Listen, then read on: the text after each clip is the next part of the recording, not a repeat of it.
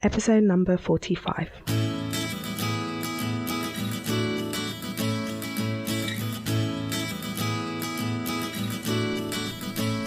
Hi, you're listening to the Careers Beyond Motherhood podcast with your host, Janine Esbrand.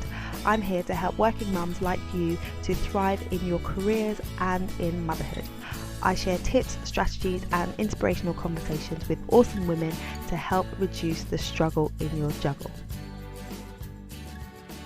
Time for a say, Mummy. Hello, and welcome to the show. It is great to be back with you again today.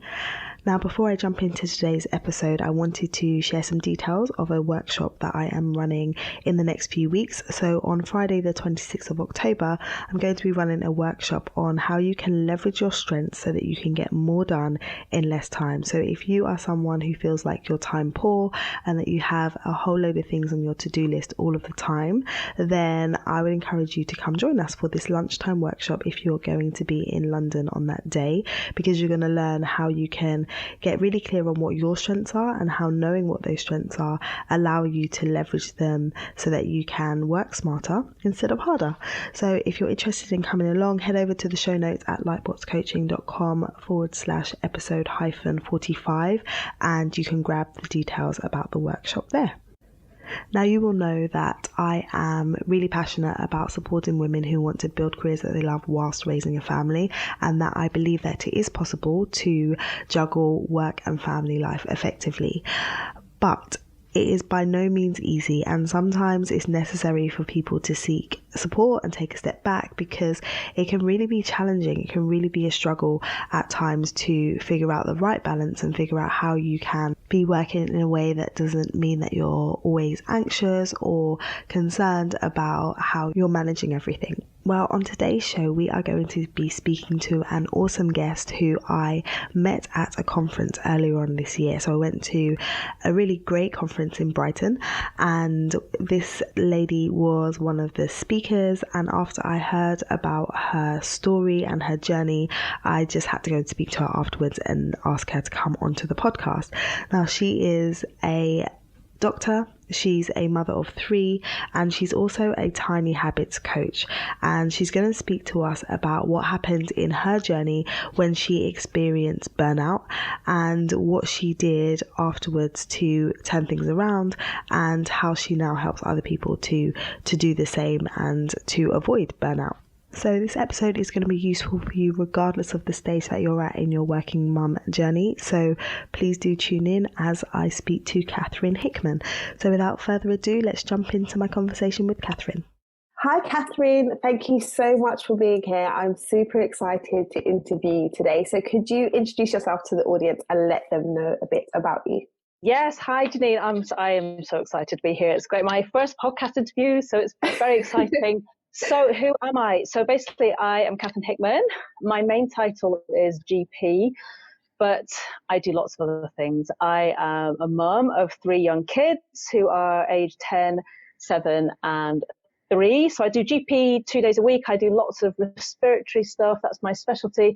But in my spare time, which I have very little of, I've also trained as a life coach, specialising in particular medic mums who are going through stressful periods in their life, like I did 4 years ago.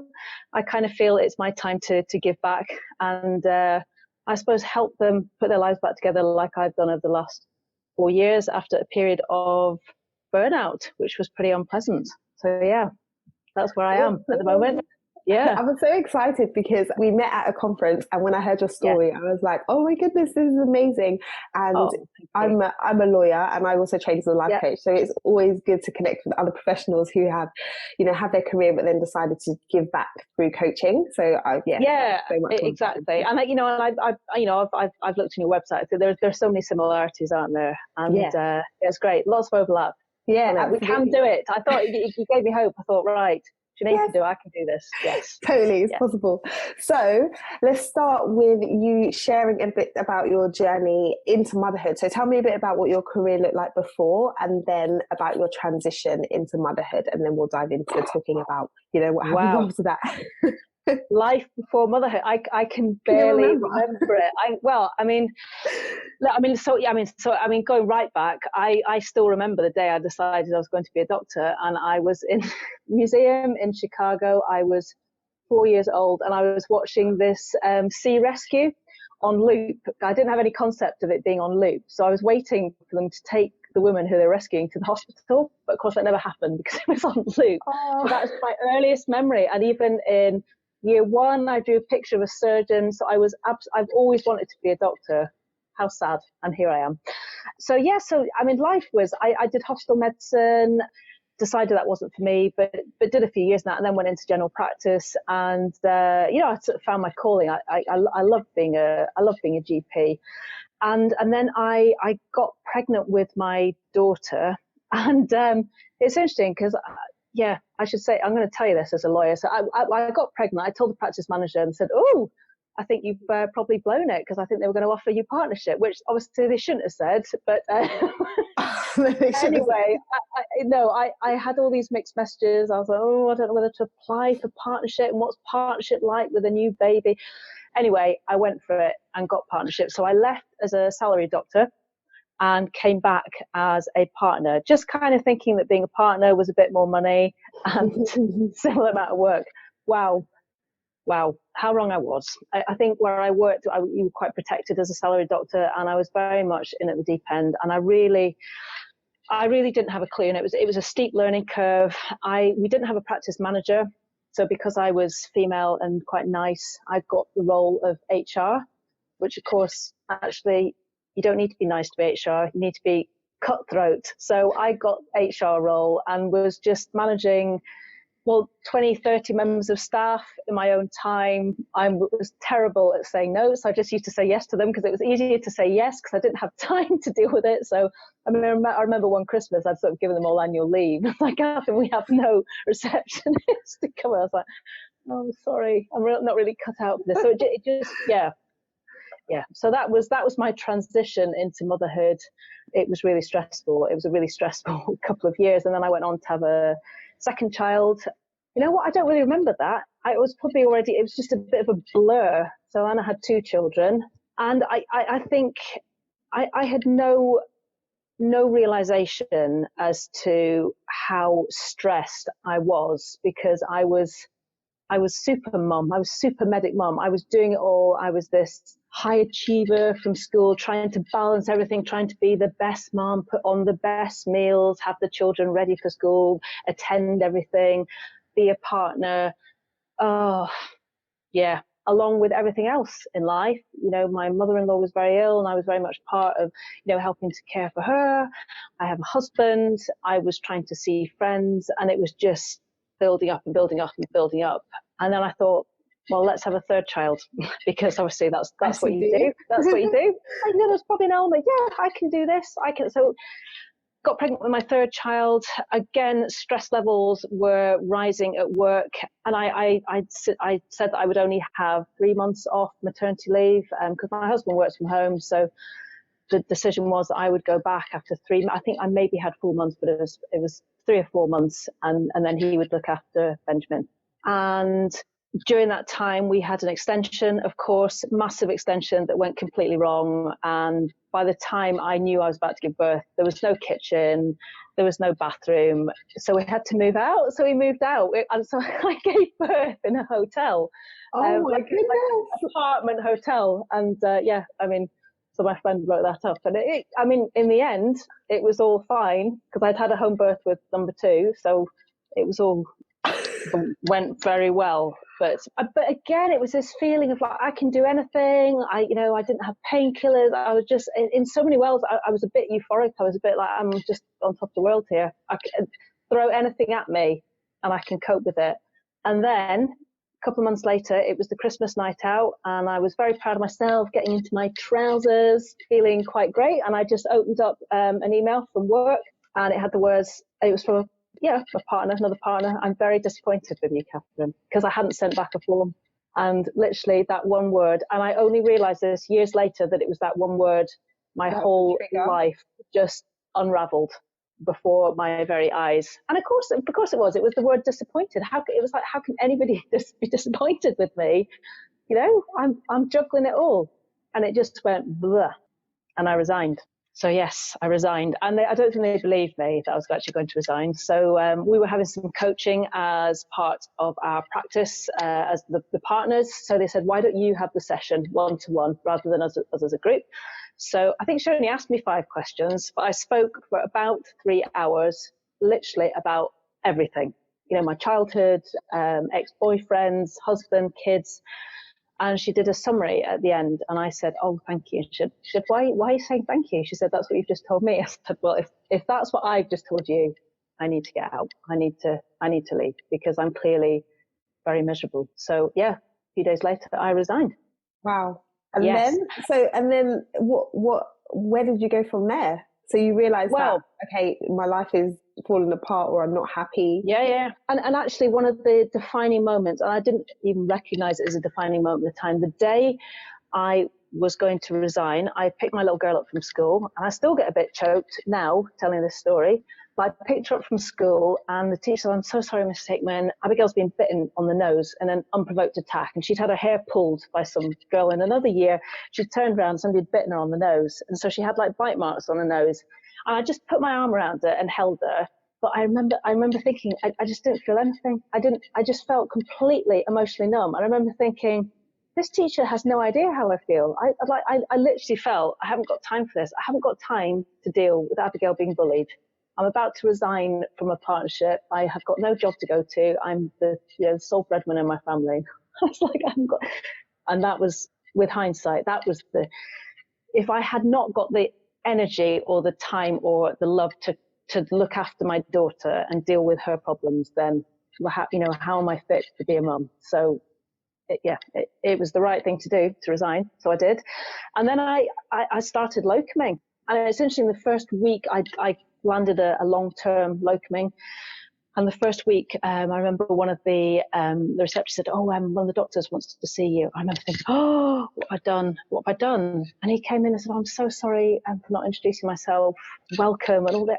I was expecting to be told off, because I think that's how low my self-esteem was. And I just started to gradually put myself back together, and it really helped being there, and I'm still there. I'm still there 3 years on. I'm a salaried doctor there now. Just being in this kind of caring environment where they respected you and looked after you, and a practice that really fitted with my values. But it was a long road to recovery, a long road. Wow. And that's really interesting that the change of environment in terms of the practice could make such a difference. And I think the thing that you just said now about aligning with your values is really important, because I think sometimes people are in roles which aren't aligned, and that can be a massive reason why they're not content where they are, or where they feel kind of out of place in the role that they're doing. So it's not necessarily the job. People say, "Oh, maybe I don't want to be a doctor anymore. I don't want to be a lawyer anymore." It might just be that you need to move place. I think you're totally right. And I remember one of our neighbours saying, this is, I think it's partly, possibly before I even became a doctor, and he said, "There's no such thing as an unhappy doctor. It's the doctor's in the wrong job, as in the wrong specialty or the wrong hospital, and that there is a job out there for you." And I love where I work, and it's a bit far to drive, but I'm not going to change where I work. Absolutely no way. Grass is not always green there, i.e. the commute. It's fine. Yeah. Fine. Absolutely. So tell me a bit more about how you kind of piece things together, because you shared when you did your talk, shared about the concept of tiny habits, and I think that it's something that our listeners can really learn from, because I took away some nuggets that I still think about like today, and it stuck with me, and so I think people would be really interested to hear about that. So can you speak to that? So a little bit of background. So, I think I spoke about it. I just remember this time when I was just stood in the kitchen, unable to even open a can of beans to feed my kids. And I was just scrolling on Twitter, and this tweet came up from Emma Watson about Headspace and an app about meditation. So I started meditating every morning just for 10 minutes. And I remember thinking that meditation was kind of the magic. This was why I got better, because I started meditation. And actually, having looked into it now, this was what started the ripple effect. It was starting something small, in the morning, quiet time for me that was all about me. And actually, when the kids got up, I was in a better space to deal with them rather than being woken up by them. And I went on to do a lot of lifestyle changes in my life, eating better, sleeping, exercising, connecting with friends again. And I started to try and spread this message to patients and friends. But very often when I was talking to patients about this, and they would look at me blankly and they're like, no, I can't do this. I can barely get out of bed, Dr. Hickman. And I remember I had to take myself back to that time in the kitchen and think, actually, if somebody told me to sleep better and eat better and exercise when I was that overwhelmed and burnt out, I'd probably smack them in the face. And actually what I needed was something really small, in fact, tiny, to start doing. So I did a lot of research and reading around the whole behavioral change. I came across a guy called BJ Fogg, who is a doctor at Stanford University. He's a behavioral change scientist, and he developed this concept. He's certainly been working on it for over 20 years called tiny habits. And basically, I came across this about 3 years after I burnt out. It would have been very useful 3 years ago. But essentially what I did was to start with a tiny habit and to gradually to build over time as I got better. The changes that I made grew. So the concept is that you don't rely on motivation, because when we are stressed out, burnt out, overwhelmed mums, you don't have any motivation to change the things that you should change. So you take an anchor, so something that you are already doing in your life. And we have, I think when I was training, I think I wrote 100 things that I do in my day and I do every day. So it's like, get out of bed, brush your teeth, put your pants on, turn the kettle on, open the car door, something that you are doing solid every day in your life. And then you pick a behavior that is related to that. So the most famous one that BJ Fogg talks about is he always wanted to floss his teeth, but he never had the motivation to do it. So he'd clean his teeth, he'd get downstairs, not lost the teeth again. So he designed what he calls a recipe. So after I clean my teeth, I will floss one tooth. So you make the habit or the behavior so tiny and that is so manageable that even when you are stressed about to dash out the door, you will always be able to floss that one tooth. And once you floss one tooth, it's quite weird just to floss one tooth. So you end up doing 2 teeth. Then you think, well, I've done 2, so I might as well do the whole mouth. And that's what happens, so that the habit grows over time. So, I have redesigned my life with tiny habits. It's that dramatic. So anything in the house that I think, where do I start? Like the cellar, where do I start with that? I would have just left that for 2 years. But now, our washing machine is in the cellar. So every time so after I put the washing in, I will remove one item from downstairs, one item of rubbish, whether it be a cloth or dirt or something that's just been abandoned down there. And of course, once you take one, you think, I might as well take a few more. And now I'll go down there and actually it looks kind of tidy, as opposed to, fighting your way through to get to the washing machine. Put in the washing away. After I walk past the washing, I will put one item of clothing away. Opening the cupboard door. After I open the cupboard door, I will remove one empty spice jar. And that was just literally 2 sessions of opening that. I've been looking at this cupboard, for probably the last 5 years. Just this mass of spice jars, trying to find the one. So I just did it. I did it one day, and then the next day I just thought, I'm just going to do the whole lot. And now I just have a row of the spices that I use on a regular basis, and it's the most satisfying thing in the world. So yeah, really good. That is amazing. It's so good, because I think that we do that all the time. Like, we have all these plans of what we want to do, and we say, like, I need to, reorganize my closet, or I need to, and it's so big, it's too big. Yeah, that it's overwhelming. It's a mountain to climb, and then you never actually achieve it. So for me, when you shared that, I thought, that makes so much sense. I love the one about flossing, because I do that. I'm like, I should floss. Yeah, don't do it. But we forget, don't we? And that's the thing. And it's, as I say, and and it's relying on the motivation. That's where the problem falls down.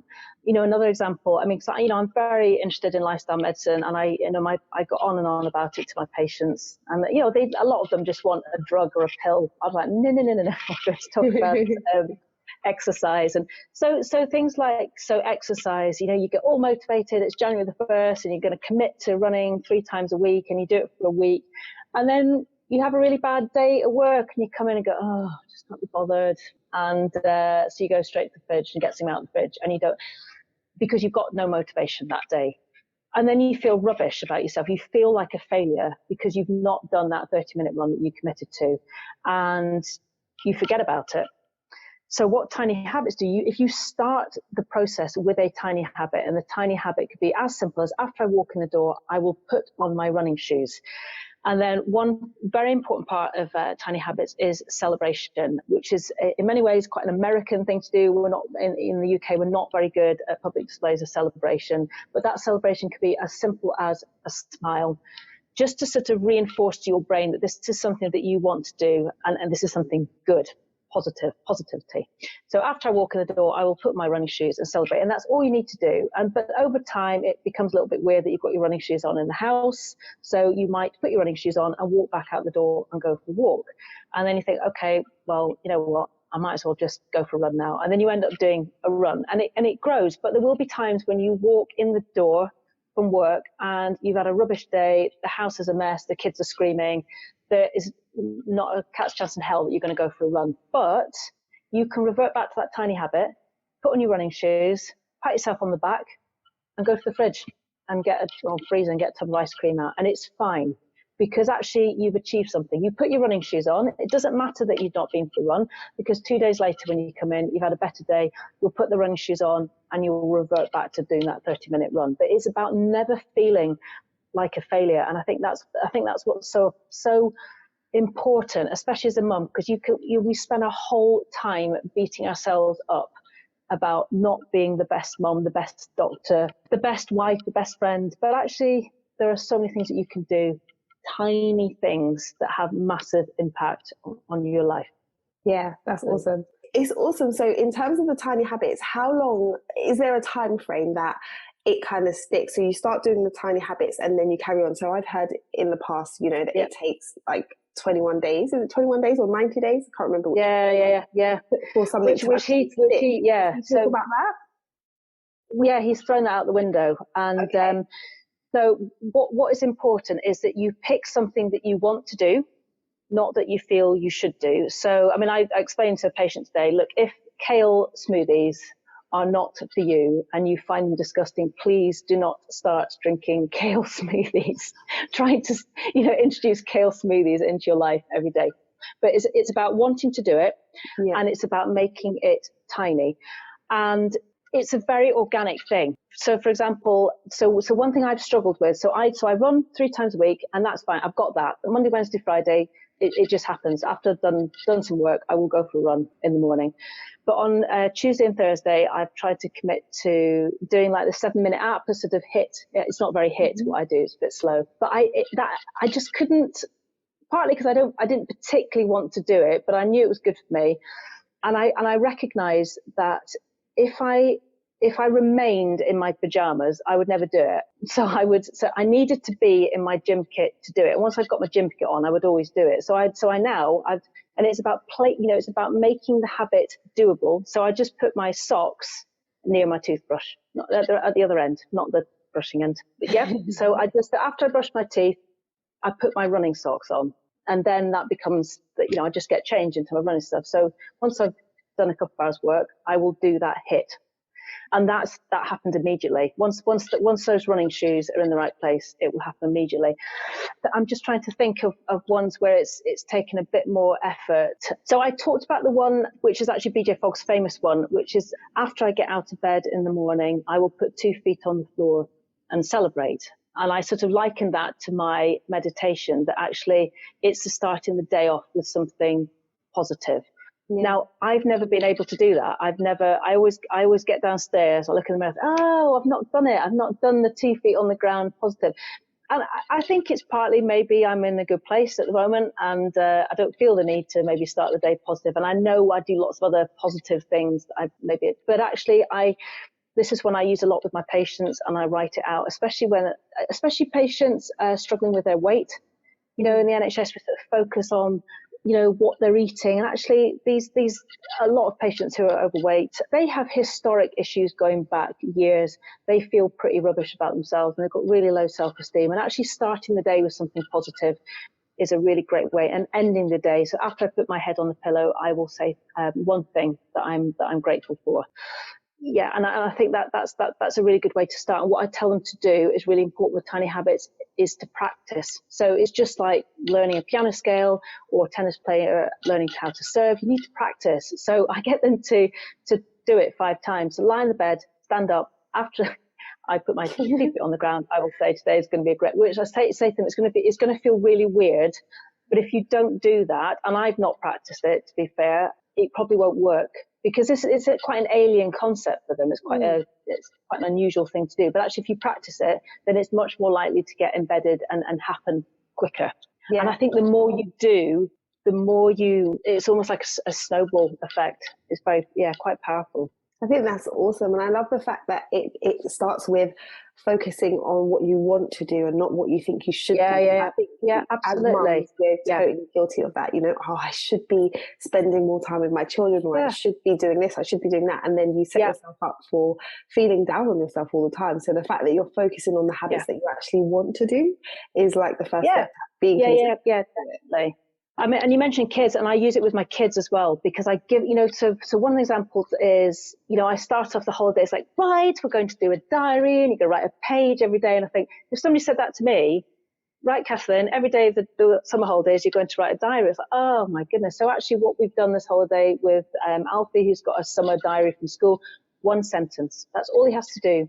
Just 1 sentence. And to him, that is completely manageable. Yeah. So if he wants to go somewhere, I say, fine, just write your sentence. Oh, there's always the but he'll just do it, as opposed to having to write a whole page. Their room's a mess. Oh, fine, don't worry. Go into your room, put 1 thing away. That's all you need to do. And you immediately see that it's sort of the weight lifts off their shoulder, that I'm not telling them that they're going to have to spend hours doing it. It's literally just 1 thing, and then he'll come down and say, I've done 2. Great, excellent, do 3 next time. That's awesome. I love that. I love like applying the principles with your kids as well and teaching them. It's so important. And my 3-year-old, I mean, he's actually the best. I think he loves the whole celebration thing. After I finish my food in the lounge where I shouldn't be eating anyway, I'll bring my bowl through and celebrate. And he loves it. And it doesn't happen every time, but it's great. It's just getting them into that mindset, because I will be using this for the rest of their lives. So they might as well start now. I think I need to use this with my 3-year-old for getting dressed, because in the morning he's running up and down and he just, it's just crazy. But he's actually started saying things in order. So he's like, this is number 1. So number 1 is that I have to take my clothes off. Number 2 is that I get into the bath. Yeah. So he started to do that. So I could follow on from that and say like, okay, and then we celebrate afterwards, because he loves celebrating stuff. Yeah. So I think that could exactly. And to kids, it's the most natural thing in the world. And again, I spoke in Brighton, didn't I, about the celebration blitz, where you and this is to practice celebrating, especially for Brits who are useless at this, but do it with your kids. So set the timer for 3 minutes after, and then you put stuff away. So messy room, and you all just put, and you tend to average about 11 things each in a room.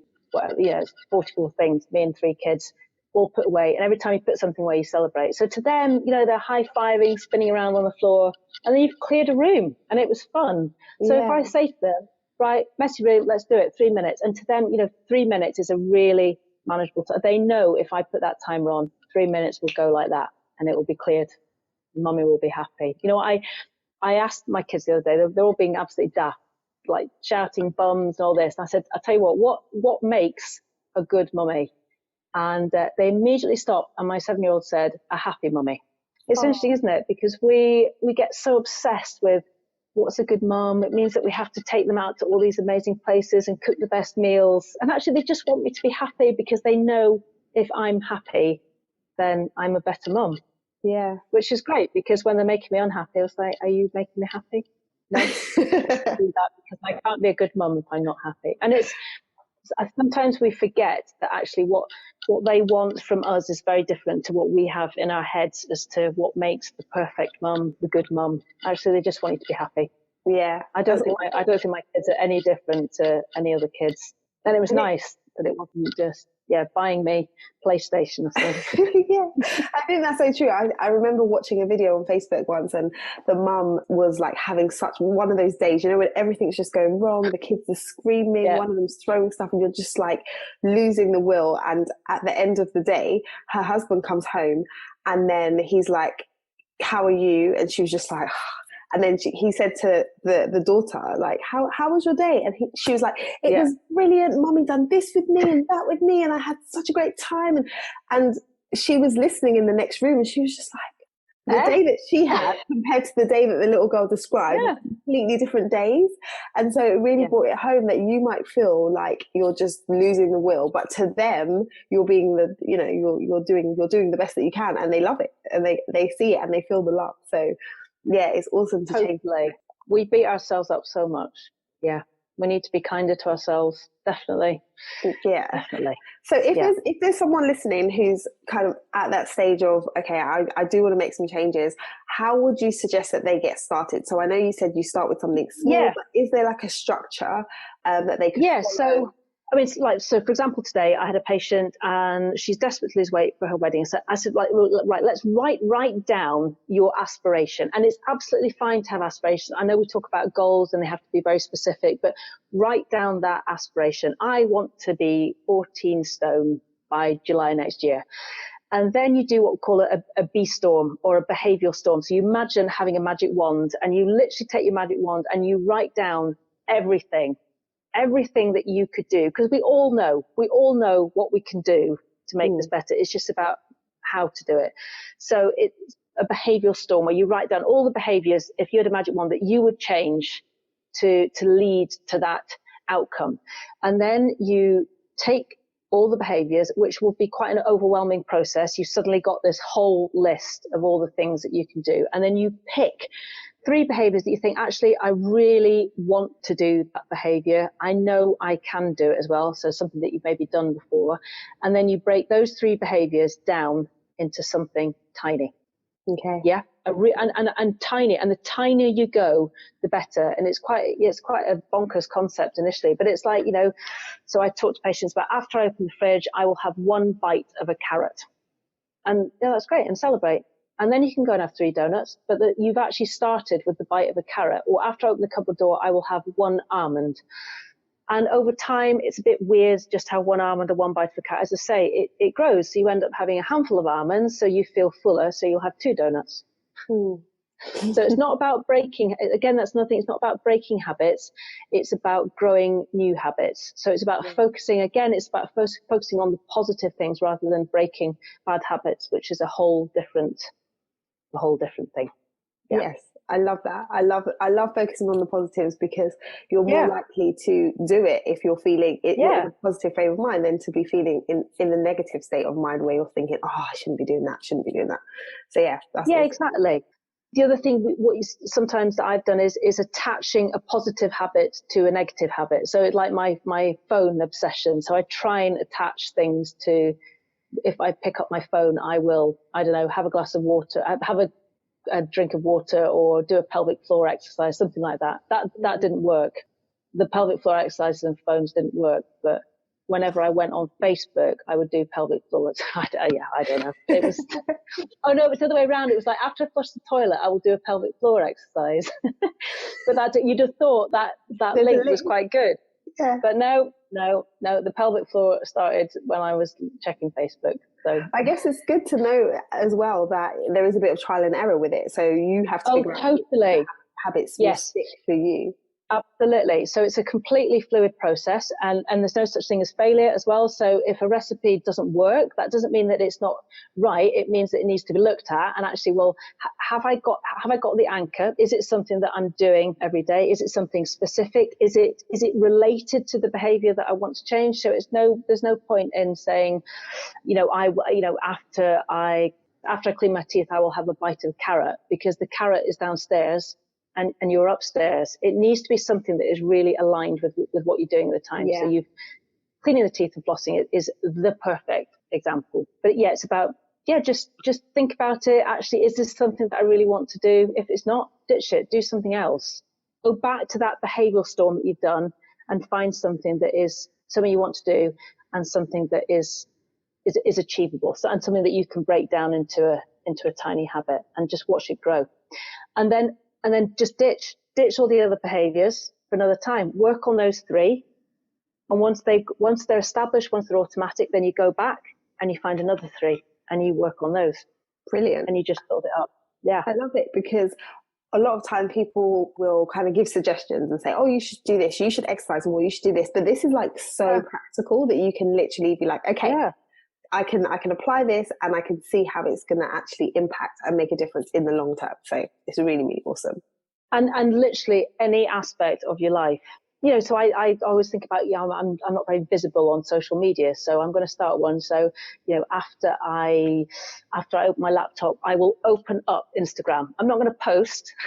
I'm just going to open it up, look at it. And then, as I say, over time, it's like, come on, Katherine, just do this. Just post the picture. What is the issue here?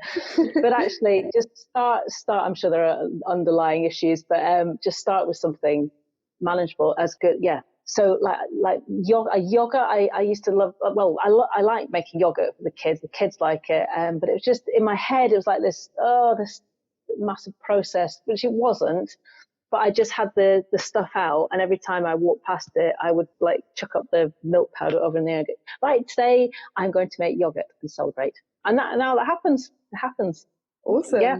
Watering plants, just pick up a plant. Don't need to do anything else. After I walk past the plant, I will pick it up. Remind you to start watering. I've never heard anyone say I'm making yogurt. Like, I'm like, what? You're making yogurt? That's amazing. That's amazing. I had a play date the other day and I decided to make cookies with the kids. My friend was like, I can't believe you're making cookies. I'm like, yeah, it's cookies. And you're just like here making yogurt. I'm like, this is another level. I've no idea where the yogurt making, I've absolutely no idea where the yogurt making came from, but it's become a thing. And it's quite a good example of a tiny habit that's worked, because it was sort of every 4 weeks, and now it's, every few days I just, I like some sort of Earth Mother. I'm absolutely not. And I'm not painting this perfect picture of life at all. But it's so awesome to hear like where you were before, of being in that place of like, oh, I'm Superwoman, I can do everything, and then the tough period you went through, and then how you've come out that using this whole process and concept. Really inspirational, because I think there's a lot of people that are kind of where you started, so knowing that there's light at the end of the tunnel as well is really cool. And you know what, I said this to my husband the other day. What did I say? Like this woman, as in me, hasn't got it all. I'm doing it all. We haven't got it all, have we? And it's about that thing. I think one thing I've learned as well. Look, my husband works from home. He does a lot of childcare, household stuff. But it's getting into the mindset of your husband and thinking, what would he do? You know what would he do with those clothes that are just lying on the floor if he'd walk past them? And you know what? He's not a worse person for it. He's just decided that actually that doesn't need to be looked at. And it's that there's that famous cartoon, the mental load that mums have, and it just really resonates. You sort of put the washing on and then remember that you've got to buy carrots for tea, and then you've got to sort out the packed lunches for tomorrow, and it's just, too much, overwhelming, too much. The guilt. We're so bad at guilt as well. I know it's terrible, but it's good to know that we're all doing it, and that there's ways to overcome it as well. Definitely. So I always like to ask my guests about inspirational quotes. So is there one that you can share, like a quote or a saying, or So my favorite quote is then, the future belongs to those that believe in the beauty of their dreams, and that's by Eleanor Roosevelt. And I've no idea, I must have just come across it, but I wrote it down on the first page of my first ever journal that I bought when I was trying to put myself back together. And that's one thing I got, was a journal, so a gratitude journal.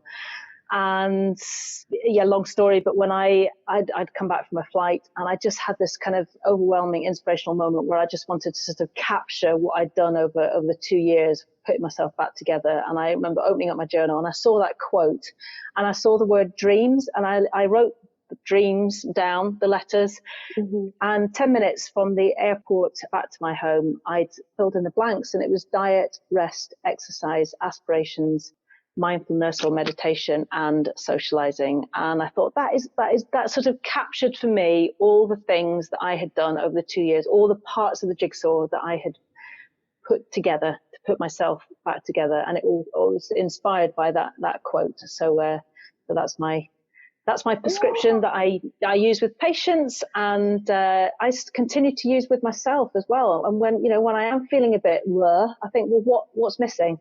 Oh yeah, I've had a bad night's sleep, or I've eaten rubbish, or I've actually, my friend phoned me the other day, I've not phoned her back. Start to reconnect. I've stopped doing mindfulness in the morning.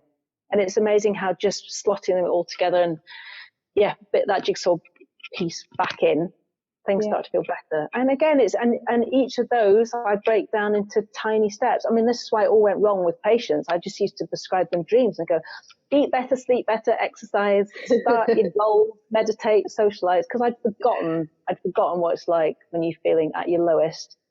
The last thing you need is some preachy doctor telling you to But I love that. I love that acronym, and it's awesome to kind of know that quote could inspire that. I love words, and that's why I always ask people like quotes. No, that's great. It's a great question. So if people wanted to learn more about Tiny Habits and you and, the work that you do as a coach, and obviously you're a GP, but where would people find you? What's your Instagram? No, don't go to Instagram. There's nothing there. I do have a website that I know I've given you the link, and a Facebook, which is Medic Mum SOS, and I've given you the link, haven't I? I will share that. I offer like a 5-day online coaching in Tiny Habits, which is a sort of semi-automated process. So it's done with BJ Fogg does some introductory videos, and then as I say, it's semi-automated, but I then interact with you. So you will get your automated response, and I will go in and coach you on your recipes. So you say, actually, well, that might not be working because of this, and this. And it's great fun, great interaction over the 5 days, and then see where it takes you. Awesome. I'm definitely going to dive in and do that, because I think there's a lot of areas where I can totally use this to make some changes. So thank you. Yeah.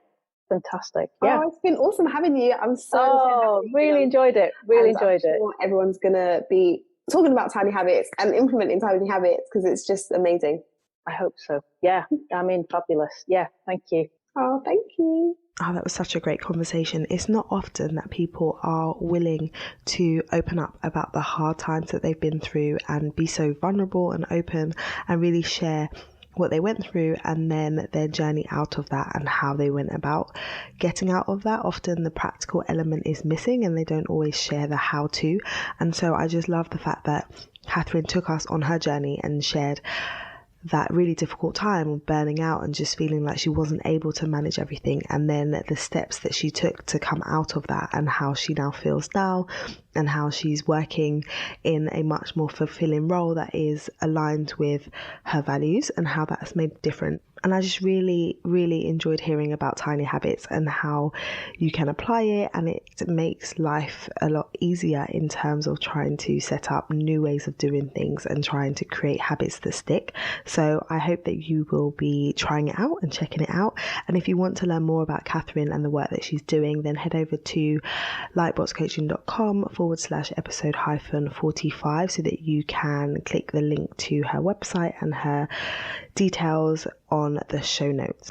Just a reminder about the live workshop that I will be running in London on how you can leverage your strength so that you can get more done in less time. And this is going to be taking place on the 26th of October. If you want details and if you're able to attend, it's a lunchtime workshop that's taking place between 12:30 and 2 p.m. Then head over to the show notes, lightboxcoaching.com/episode-45 so that you can sign up. It's a free workshop, so come and join us. Okay, that's all from me today.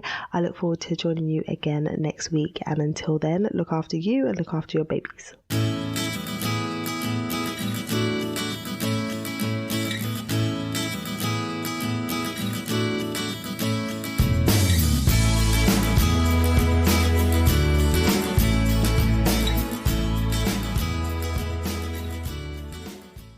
This podcast features music from Ben Sound.